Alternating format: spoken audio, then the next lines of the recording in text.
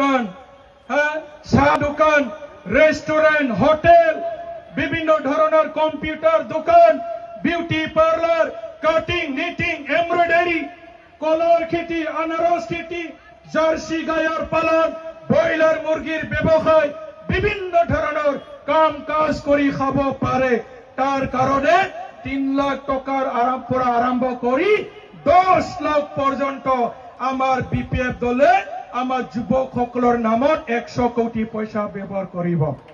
পয়সাটো ঘূৰাই দিব নালাগে, পয়সাটো ঘূৰাই দিব নালাগে। পয়সাটো পাবৰ কাৰণে সহজ সৰল একেবাৰে ইজি নিয়ম বনাই দিয়া হব। আপোনালোকে পয়সাৰ বিনিময়ত সুদ মাৰিব নালাগে, ডাইৰেক্ট একালীন ভাৱে আমাৰ চৰকাৰে আপোনালোকক চেক প্ৰদান কৰিব 100 crore 100 কোটি এক বছৰত আমাৰ যুৱকসকলৰ সংস্থাপনৰ নামত দিয়া হব। মহিলাসকলৰ সংস্থাপনৰ নামত সেলফ হেল্প গ্ৰুপৰ নামত বছৰি 40 কোটি টকা ধাৰ্য কৰা হব। 40 কোটি মহিলাসকলৰ নামত, বিকলাংগসকলৰ নামত, বৃদ্ধ সিনিয়র সকলের নামত প্রতি বছরে 10 কোটি পয়সা আমার বিপিএফ সরকারে আপনালোকক দিয়া হব।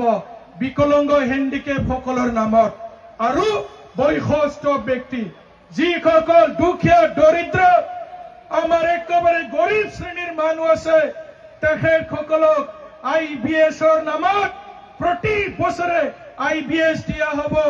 ইন্ডিভিজুয়াল বেনিফিশিয়ারি আইবিএস, এই আইবিএস এর নামত প্রতি বছরে 50 কোটি টাকা আমার বিপিএফ দলে খরচ করিব।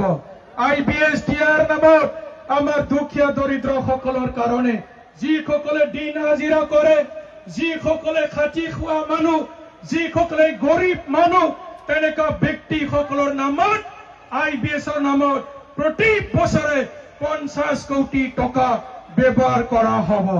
ঠিক আছে, সকলে বুঝি পাইছি তো? বাইদেউ সকলে আর এটা কথা কব বিচাৰিছো, অৰুণোদয় আঁচনি এতিয়া আৰম্ভ নহয় দেই।